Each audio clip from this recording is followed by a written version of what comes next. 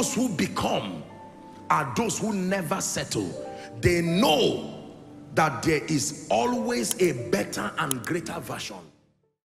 Let me tell you, the call of God is not the license to success. You can still fail. There were people in the Bible God did not call, they succeeded. You go and read your Bible. Elisha, there was no prophecy about him. Elisha was a farmer. He was not a prophet. But he subscribed to the law of mentorship until he carried the mantle. And other people like Moses, your Moses, didn't enter the promised land.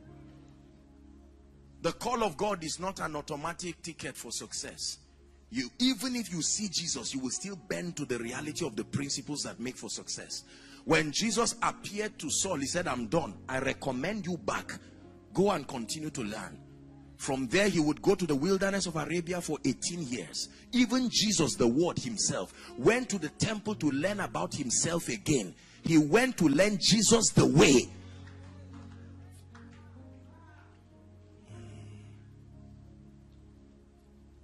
Is God helping us? So I look at my life and I love the Lord so much. But why is my family like this? Why is the ministry like this? I open a business and no one is coming, and I love God. Remember, as we say, I want to grow so that I will bless the house of God.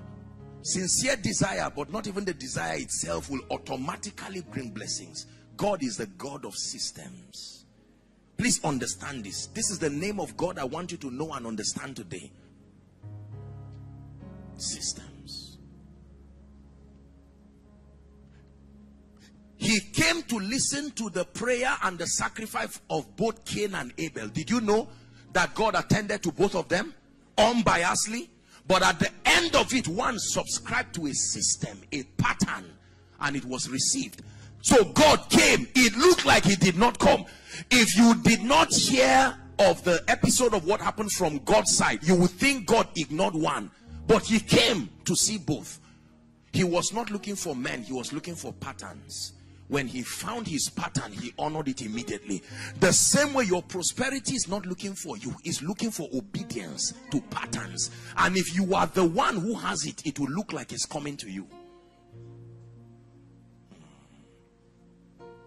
The systemic nature of life is very powerful. When I learned this, I told myself, regardless of my background, I'm grateful because I can find my way out. Imagine that I had to just depend on the emotions of men. Some of us will never rise. But the God of heaven who programmed this system, the same way you are sitting now, forget about what is in your pocket or not in your pocket. Forget about who knows you or not. If you pay attention and light takes you from your yesterday through your today into your tomorrow, you will turn back and say, my God, I've heard people sing that you can change men, but this is true. And usually people will say, you are lucky. Oh, you mean that church just changed you? You just came and in 2 months you are changed. No. Growth happens through understanding. Grace and peace is multiplied through knowledge, through knowledge, through knowledge, exact understanding. So I decided to compartmentalize my life into all the dimensions that I know would be required for my excelling and my living an impactful life. And I started to pursue exact knowledge. I don't just want to pursue random spiritual growth, just reading the Bible anyhow. You just open today and say, I feel like reading Exodus. Now you are doing the same thing that a student does by hopping to any faculty at all and says no knowledge is a waste. Imagine that you hop to just anywhere and say, after all, I'm still learning. Yes, you are learning, but your knowledge is not guided and it's not specific, so it cannot make any noticeable impact. Are we together? There is one thing that you can know, please hear me, and never beg for bread again until Jesus comes.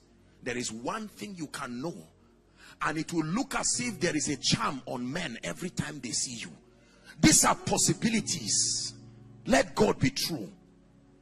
And let every man, let every culture, let every background, let every situation, let every mountain be a liar.